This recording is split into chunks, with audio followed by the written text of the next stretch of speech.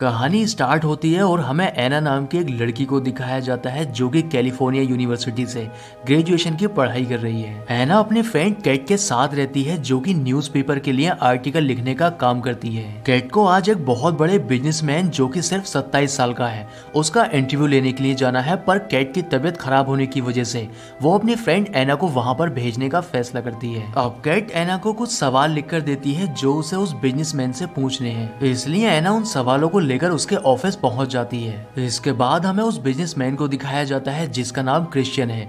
Christian देखने में काफी हैंडसम है। क्रिश्चियन उससे कैट के बारे में पूछता है, तब वो उसे बताती है कि उसकी तबीयत खराब है इसलिए मुझे यहाँ पर आना पड़ा। इसके बाद क्रिश्चियन उससे कहता है कि तुम्हारे पास 10 मिनट हैं।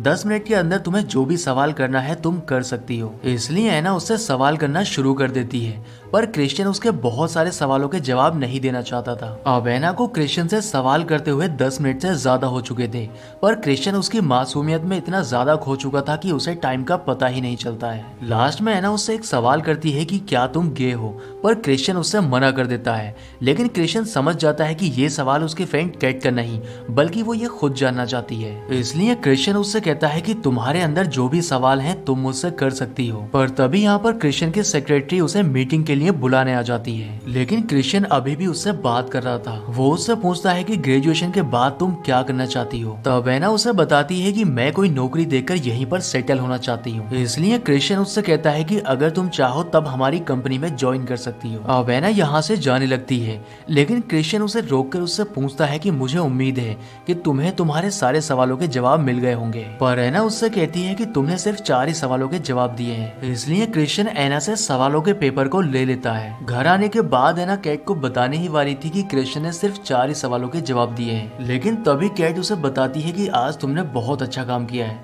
क्योंकि क्रिश्चियन ने सभी सवालों के जवाब मुझे मेल कर दिए हैं। ये सुनकर एना थोड़ा हैरान हो जाती है और इसलिए वो क्रिश्चियन से काफी इम्प्रेस हो चुकी थी। अगले दिन हमें एना को एक हार्डवेयर की शॉप पर दिखाया जाता है। दरअसल वो स्टडी करने के साथ साथ एक शॉप पर जॉब भी करती है जिससे वो अपना खर्चा चला सके। अब यहाँ पर क्रिश्चियन भी आ जाता है जिसे देखकर एना को थोड़ा अजीब लगता है। क्रिश्चियन यहाँ पर एक रस्सी खरीदने के लिए आया था। अब एना उससे कहती है कि कैट को सवालों के साथ तुम्हारा फोटो भी चाहिए था, लेकिन कल मैं तुम्हारा फोटो क्लिक करना भूल गई थी। इसलिए क्रिश्चियन उसे अपना कॉन्टेक्ट नंबर देता है और उससे कहता है कि कल ऑफिस आकर तुम मेरा फोटो ले सकती हो। अगले दिन एना उसका फोटो लेने के लिए उसके ऑफिस पहुंच जाती है। अब फोटो शूट के बाद ये दोनों ही एक रेस्टोरेंट जाते हैं। यहाँ पर एना क्रिश्चियन को बताती है कि मुझे मेरे सौतेले पिता ने पाला है क्योंकि मेरी माँ ने 3 शादियां की थी। दरअसल वो बहुत रोमांटिक है। क्रिश्चियन उससे पूछता है कि क्या तुम भी रोमांटिक हो, लेकिन उसकी इस बात पर एना शर्मा जाती है। एना उससे कहती है कि मेरे पास इंग्लिश लिटरेचर है इसलिए मुझे भी रोमांटिक होना चाहिए था। इसके बाद ये दोनों ही घर जाने लगते हैं,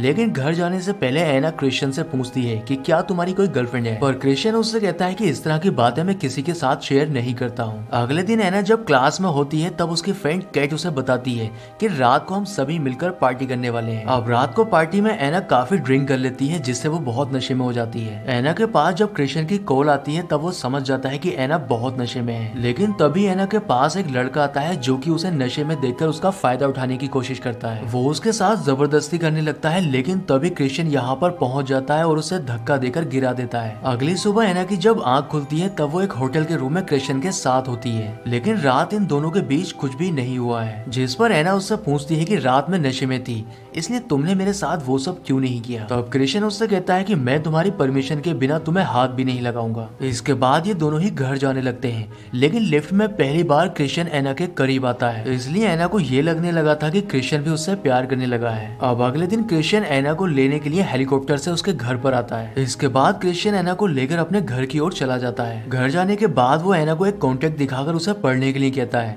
अब कॉन्ट्रैक्ट पढ़ने के बाद एना उससे पूछती है कि क्या इस पर साइन करने के बाद हम दोनों ही एक दूसरे से प्यार करने लगेंगे, लेकिन क्रिश्चियन उससे कहता है कि मेरी 2 बातें हमेशा याद रखना।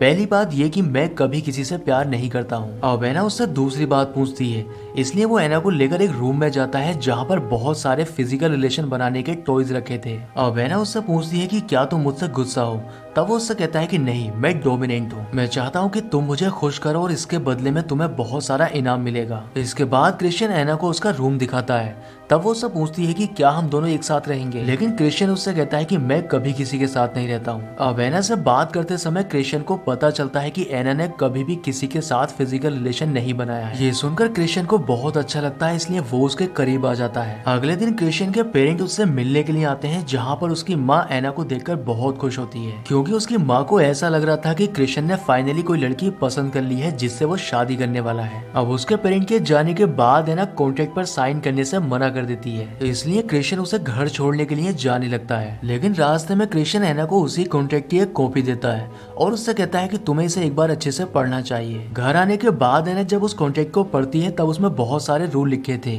जिसमें एक रूल ये था कि कॉन्ट्रैक्ट को साइन करने के बाद वो किसी और के साथ रिलेशन नहीं बना सकती है। अब कॉन्ट्रैक्ट पढ़ने के बाद एना क्रिश्चियन को मैसेज करके मना कर देती है कि वो इस कॉन्ट्रैक्ट पर साइन नहीं करेगी। लेकिन रात को क्रिश्चियन एना के घर आ जाता है, जिसको देखकर एना खुद पर कंट्रोल नहीं रख पाती है और ये दोनों ही फिर से एक दूसरे के करीब आ जाते हैं। अब क्रिश्चियन यहाँ से जाने लगता है, पर एना उससे कहती है कि आज रात तुम यहीं सो सकते हो। लेकिन क्रिश्चियन उससे कहता है कि मैंने तुम्हें बताया था कि मैं कभी किसी के साथ नहीं सोता हूँ। अगली सुबह ये दोनों ही चैट पर बात कर रहे थे, जहाँ पर एना कॉन्ट्रैक्ट पर साइन करने के लिए तैयार हो जाती है, लेकिन इससे पहले वो कॉन्ट्रैक्ट के कुछ रूल पर उससे डिस्कस करना चाहती है। अब रात को ये दोनों ही डिनर पर मिलते हैं, जहाँ पर एना क्रिश्चियन से कॉन्ट्रैक्ट के कुछ रूल को हटाने के लिए कहती है, क्योंकि वो रूल काफी पेनफुल थे। अब एना की बात मानकर क्रिश्चियन उन रूल्स को हटा देता है, लेकिन इसके बाद भी एना कॉन्ट्रैक्ट पर साइन नहीं करती है, वो उससे थोड़ा टाइम मांगती है। घर जाने से पहले एना क्रिश्चियन को अपनी गाड़ी दिखाने लगती है।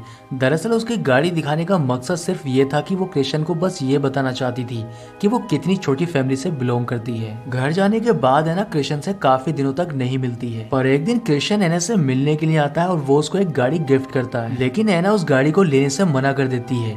तब क्रिश्चियन उससे कहता है कि मैंने तुम्हारी पुरानी गाड़ी बेचकर ही ये गाड़ी ली है, इसलिए तुम इस गाड़ी को रख सकती हो। क्रिश्चियन के बिहेवियर से एना को समझ नहीं आ रहा था कि आखिर उसे क्या करना चाहिए, इसलिए एना काफी परेशान रहने लगी थी। पर तभी एना की माँ की कॉल आती है, जो कि एना को परेशान देखकर उसे घर आने के लिए कहती है। इसके बाद एना अपने घर चली जाती है, लेकिन अगले दिन एना से मिलने के लिए क्रिश्चियन भी उसके घर पहुंच जाता है और ये दोनों ही छुपकर मिलते हैं, जहाँ पर ये दोनों एक दूसरे के फिर से करीब आ जाते हैं। इसके बाद क्रिश्चियन एना के हाथों को बांधकर उसके साथ रिलेशन बनाता है और रिलेशन बनाने वाली सभी चीजों का इस्तेमाल करता है, जिससे एना को बहुत मजा आ रहा था। एना को काफी दर्द हो रहा था, पर इस दर्द में अब उसे मजा आने लगा था। इसके बाद क्रिश्चियन एना को अपनी फैमिली से मिलाता है, जहाँ पर ये सभी लोग एक साथ डिनर करते हैं। डिनर के बाद एना क्रिश्चियन से पूछती है कि आखिर हम दोनों एक साथ क्यों नहीं रह सकते हैं, यहाँ तक कि जब हम करीब आते हैं तब तुम मेरे हाथों को बांध देते हो, तुम मुझे अपने आप को छूने तक नहीं देते। दरअसल एना क्रिश्चियन से प्यार करने लगी थी, पर क्रिश्चियन एना के साथ सिर्फ कॉन्ट्रैक्ट के अकॉर्डिंग ही चल रहा था। इसके बाद हमें दिखाया जाता है कि एना की ग्रेजुएशन कंप्लीट हो चुकी थी, इसलिए वो जॉर्जिया चली जाती है। लेकिन उसके जॉर्जिया जाने के बाद क्रिश्चियन उसे बहुत मिस करता है, इसलिए वो उससे मिलने के लिए जॉर्जिया पहुंच जाता है। इसके बाद ये दोनों ही एक दूसरे के साथ टाइम स्पेंड करते हैं, पर तभी क्रिश्चियन के ऑफिस से कॉल आती है, जिससे उसे वापस आना पड़ता है। अब कुछ दिन के बाद एना भी क्रिश्चियन से मिलने के लिए आती है। दरअसल क्रिश्चियन भी एना से प्यार करने लगा था, पर कॉन्ट्रैक्ट के रूल्स की वजह से वो इस बात को एक्सेप्ट नहीं कर पा रहा था। अब एना कॉन्ट्रैक्ट को साइन कर देती है। इसके बाद ये दोनों ही फिर से एक दूसरे के करीब आ जाते हैं और क्रिश्चियन रूल के अकॉर्डिंग ही उसके साथ सब कुछ करता है। तब एना उससे पूछती है कि मैं तुम्हें टच क्यों नहीं कर सकती हूँ, आखिर तुमने भी तो कॉन्ट्रैक्ट साइन किया है। ये सुनकर क्रिश्चियन को गुस्सा आ जाता है और वो उससे कहता है कि मैं इस कॉन्ट्रैक्ट को नहीं मानता हूँ। तब एना उससे कहती है कि मैं भी इस कॉन्ट्रैक्ट को नहीं मानती हूँ, लेकिन क्रिश्चियन उससे कहता है कि इसके लिए तुम्हें सजा मिलेगी, पर एना उससे कहती है कि मुझे हर सजा मंजूर होगी। क्रिश्चियन उससे कहता है कि मैं तुम्हारे 6 बार मारूंगा और तुम्हें मेरे साथ काउंट करना होगा। इसके बाद क्रिश्चियन एना को बांधकर उसके मारने लगता है, जिससे एना को बहुत दर्द होता है। अब थोड़ी देर के बाद क्रिश्चियन फिर से एना के करीब आना चाहता था, लेकिन एना उससे मना कर देती है और वो उससे पूछने लगती है कि आखिर मुझे दर्द में देखकर तुम्हें क्या मजा आता है। दरअसल अभी तक एना समझ नहीं पाई थी कि क्रिश्चियन को एक साइकोलॉजिकल प्रॉब्लम है। इसके बाद एना यहाँ से चली जाती है। अब एना अपने रूम में जाने के बाद रोने लगती है,